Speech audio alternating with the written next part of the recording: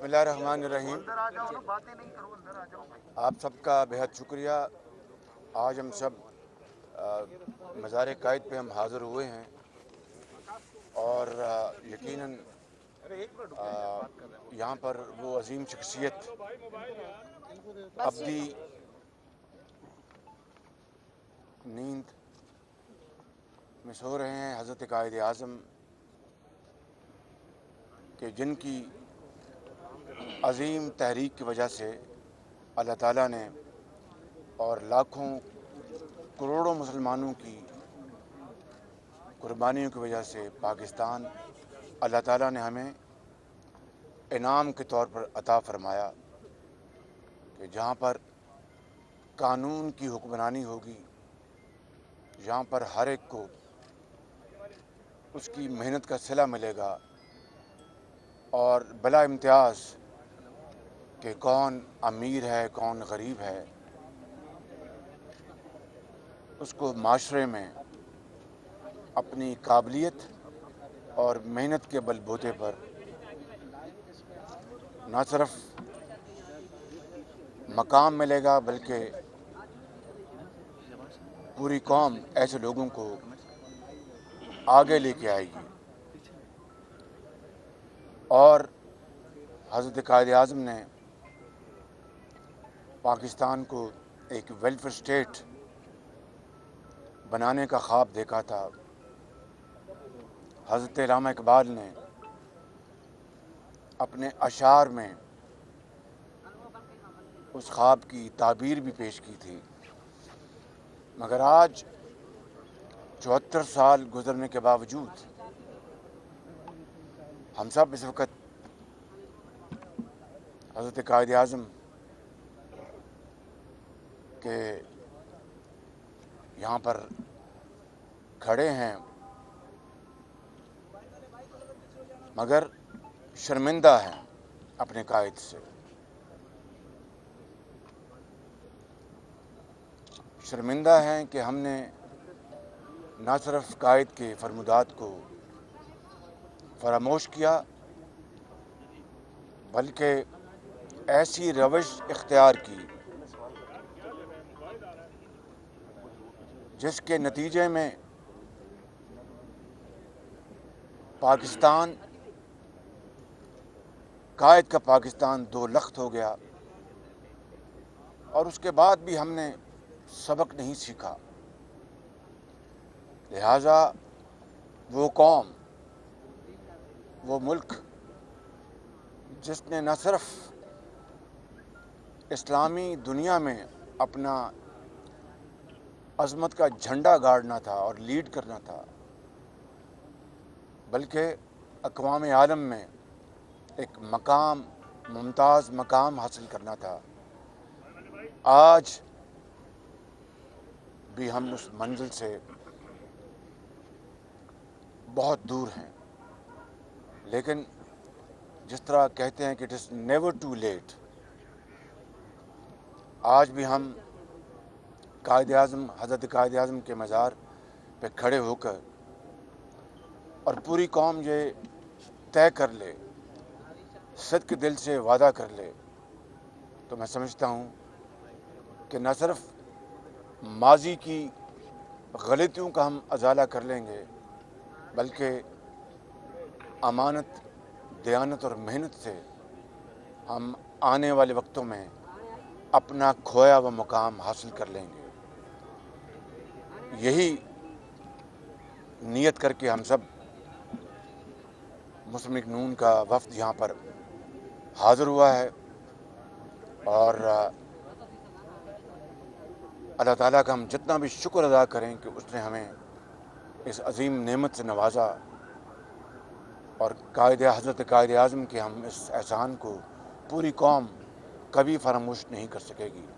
لیکن اس احسان کو اور اللہ کا شکر ادا کرنے کا واحد طریقہ ہے کہ ہم پوری قوم مسلسل محنت کرے اور اس ملک کے اندر عدل اور انصاف ہو، غربت کا خاتمہ ہو، بے روزگاری کا خاتمہ ہو، اور وسائل کی تقسیم منصفانہ ہو، بندر بانٹنا ہو، चाहे वो अफराद से उसका ताल्लुक़ हो या सूबों से उसका ताल्लुक़ हो।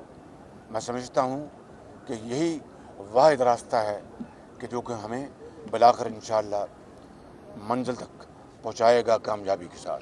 अच्छा मियाँ साहब, सवाल मेरा मियाँ साहब से ये है, मियाँ साहब आप आए, आपने कहा कि हम आते हैं यहाँ वादे किए और उसी तरह ऐसा क्यों होता है कि आते हैं यहाँ, आप भी आते हैं, मुस्लिम नून वाले दीगर यहाँ आके वादे तो करते हैं कायद को जिसने ये मुल्क दी है, लेकिन उनके ऊपर फिर अमल दरामद तो उन वादों के ऊपर नहीं होता, यहाँ आके तो बड़े बड़े वादे, ऐसा क्यों है?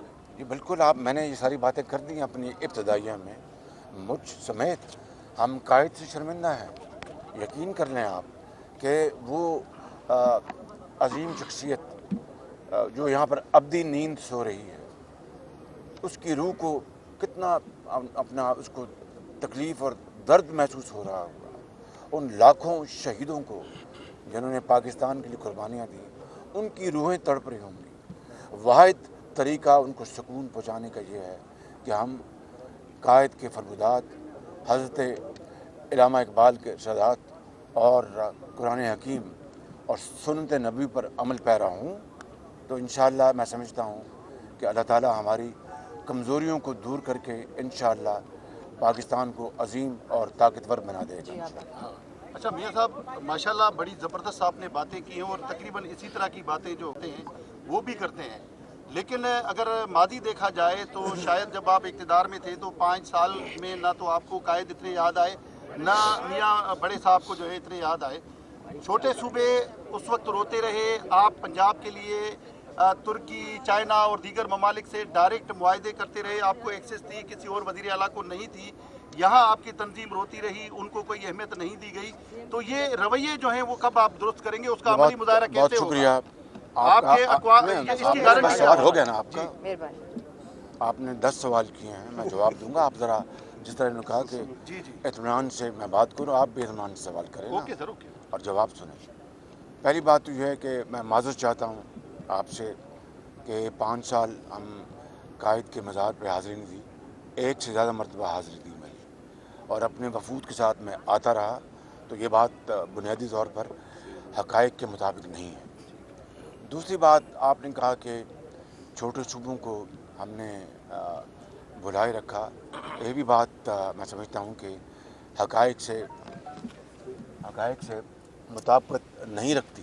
इसलिए नहीं रखती कि मुझे बताएं कि मैं देखें मैं कोई भाई ना छोड़ दें, कैमरा में आ रही, कैमरा अब ठीक है, अब ठीक है। नहीं अल्हम्दुलिल्लाह मैं ये कह सकता हूँ और बड़ी खुशी के साथ कि, और मैंने हमेशा ये कहा है कि जब तक छोटे सूबे आबादी के लिहाज से बड़े सूबे पंजाब के साथ शाना बशाना इस तरक्की और खुशहाली के सफ़र में साथ कदम के साथ कदम मिलाकर नहीं चलेंगे तो वो पाकिस्तान की तरक्की नहीं कहलाएगी। अब मिसालें मैं आपको चंद दे देता हूँ, और यकीनन ये शायद इक़दामात काफ़ी ना हों, लेकिन वो शुरुआत थी और उस तरफ बड़ी तेज़ी से कदम बढ़ाए जा रहे थे। अल्हम्दुलिल्लाह ग्रीन लाइन तोहफ़ा वफाक का PMLN के ज़माने में सिंध के अवाम के लिए, कराची के अवाम के लिए, अल्हम्दुलिल्लाह कराची में पानी की किल्लत को दूर करने के लिए सिंध की हुकूमत के साथ फेडरल गवर्नमेंट ने मियां नवाज शरीफ की क़यादत में अरबों रुपए के फंड्स न सिर्फ ऐलान किया बल्कि उनको उसको बजट में उसको बाकायदा उसको बजट में बाकायदा उसकी एलोकेशन की गई।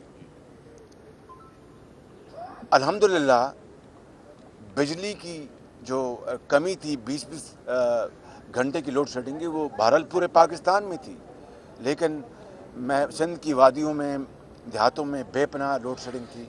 कराची में ज़रा कम थी, पाकिस्तान के बाकी हिस्सों में बहुत लोड शेडिंग थी। वो 20-20 घंटे की लोड शेडिंग किसी जादू टूने से तो ख़त्म नहीं हुई। वो मुसलसल नवाज शरीफ साहब की लीडरशिप में मेहनत, अमानत और दयानत का वो सफ़र था जिसकी वजह से ये हुआ। लेकिन मैं इस बात पर आपसे इत्तेफाक करता हूँ, और एक और बात इत्तेफाक करने से पहले हकीकत बयान कर दूँ कि मैं चाइना जाता था और बाकी मेरे जो भाई वज़ीर आला थे उनको मैं दाखिल नहीं होने देता। मैं कौन हूँ? चीनी हुकूमत दावत देती थी और उन्होंने अपना बुलाते थे। मैं इस बात की गवाही देता हूँ कि मेरे साथ एक से ज़्यादा दौरे पर पाकिस्तान के बाकी सूबों के वज़राए आला वहाँ पर मौजूद थे, नंबर एक। नंबर दो, आप मेरी तरफ देख रहे हैं, मेरी तरफ जी जी जी उधर ना देखें। खैर कोई बात नहीं। लेकिन आप एक ढेर मेरे में ना बड़े भाई की वजह से सुटो गाल कर दो ना, सुटो नहीं सुटो गाल कर दो माँ, सुटो गाल कर दो ना माँ।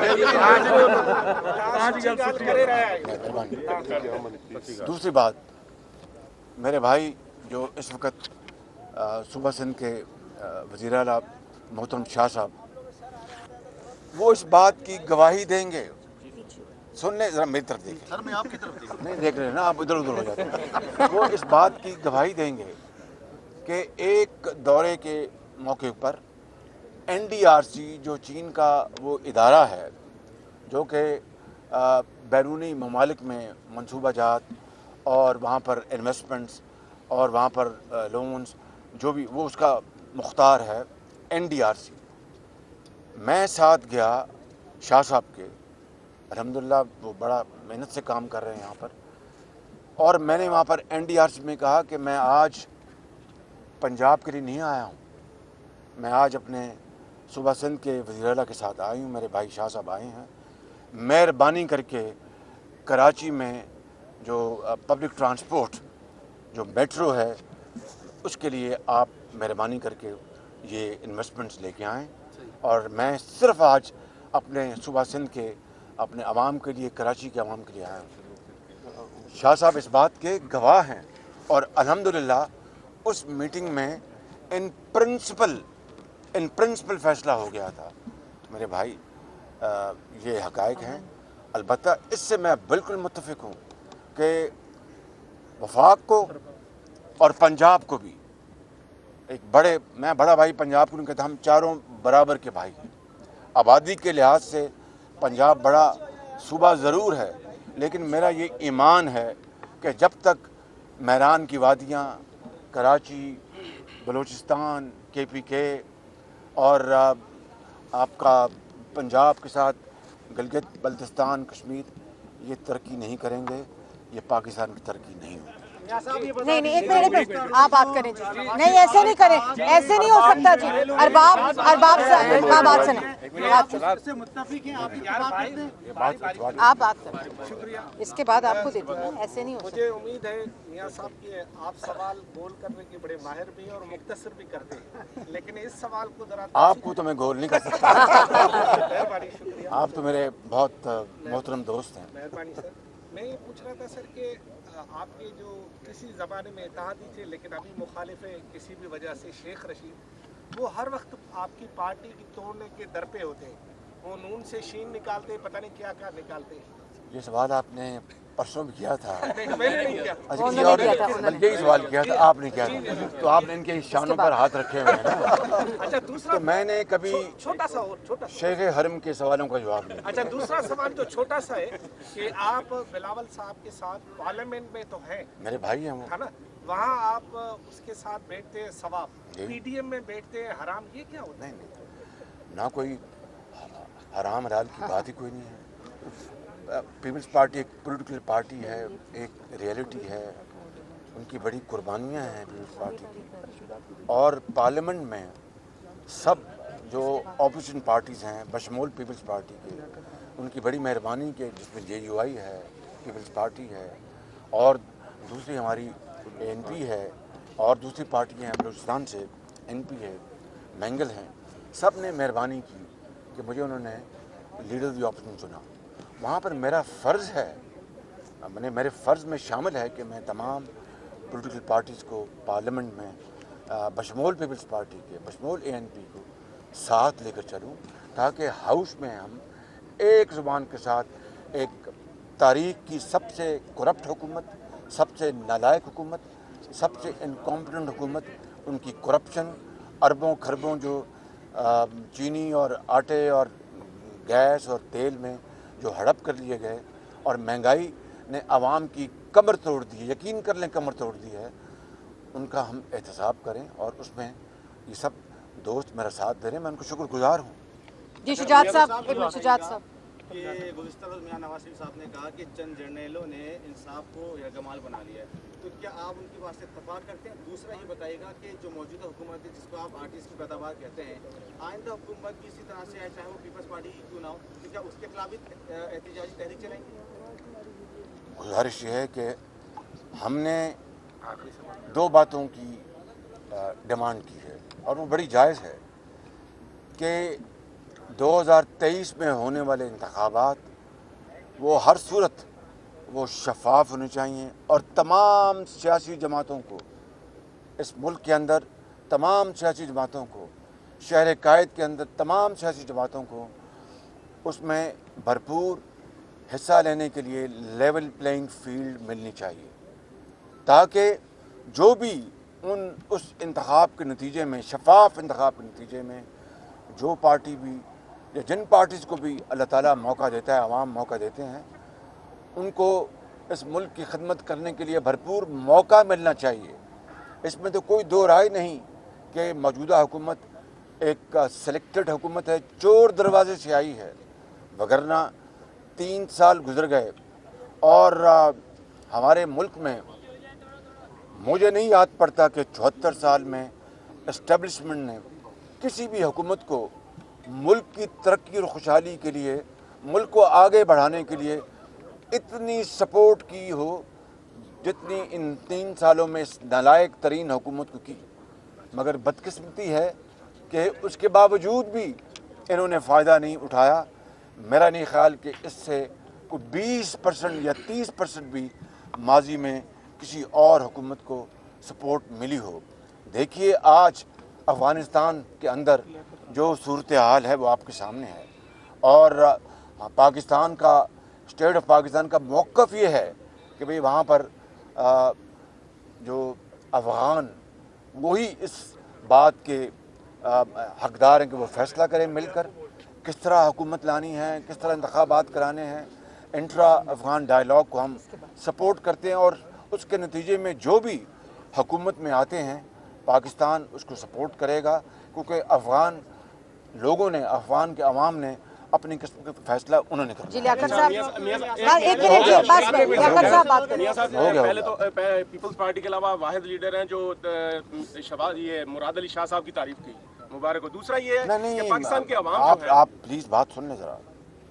سوال یہ تھا کہ آپ نے کسی اور صوبے کے وزیر اعلیٰ کو چین جانے نہیں دیا، جو کہ حقائق کے خلاف ہے، اور میں نے اس کا جواب دیا. تو مراد علی شاہ صاحب کی، وہ میرے بھائی ہیں، تعریف کرنا کوئی گناہ ہے؟ سوال یہ ہے کہ پاکستان کے عوام بالخصوص مسلم لیگ نون کے جو کارکن ہیں وہ کنفیوژن کا شکار ہیں کہ وہ مزاحمت کی سیاست کے لیے باہر آئیں یا مفاہمت کی سیاست کے لیے آئیں. دوسرا میرا سوال یہ ہے کہ آپ بڑے میاں صاحب کے ساتھ ہیں یا بڑے میاں صاحب آپ کے ساتھ ہیں؟ یہ آپ بھمبل بھوسوں میں مجھے میں اس میں آنے والا نہیں، بالکل آپ کو جانتے ہیں اس بات کو. نہ مفاہمت نہ مزاحمت، ہمیں شفاف الیکشن چاہیے، ہمیں قانون کی حکمرانی چاہیے. اور بڑے میاں صاحب میرے لیڈر ہیں، میں ہمیشہ ان کے پیچھے چلا ہوں. آپ کو اگر کوئی غلط فہمی ہے تو میرا خیال ہے میں وہ مناسب بات کروں. شکریہ. بات انوشے ایک سوال، ایک سیکنڈ. جی انوشے، میں پلیز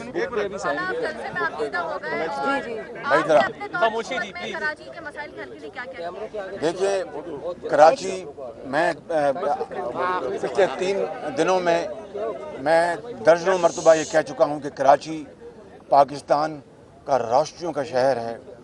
کراچی پاکستان کا وہ شہر ہے جہاں پر 2 کروڑ لوگ بستے ہیں. کراچی وہ شہر ہے جہاں پر پورے پاکستان کے لوگ یہاں پر آ کے مزدوری کرتے ہیں، کاروبار کرتے ہیں.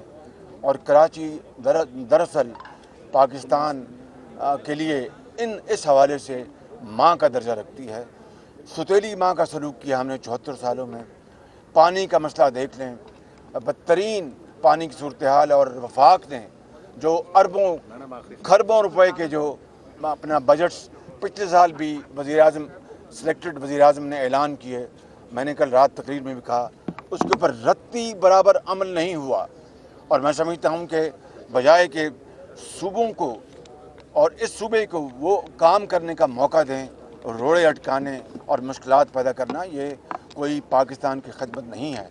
और मैं यहाँ पर कोई अपनी खुद नुमाई के लिए नहीं आया।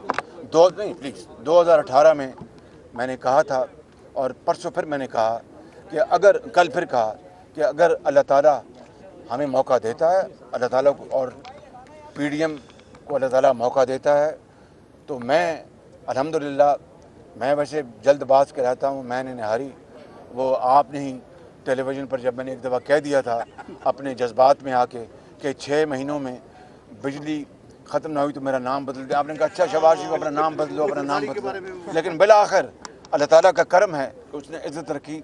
नवाज शरीफ की लीडरशिप में 5 सालों में बिजली के अंधेरे हमेशा के लिए ख़त्म हो गए, मगर आज दोबारा अंधेरे हुए हैं बिजली के, इस नालायक हुकूमत, इनकी करप्शन की वजह से।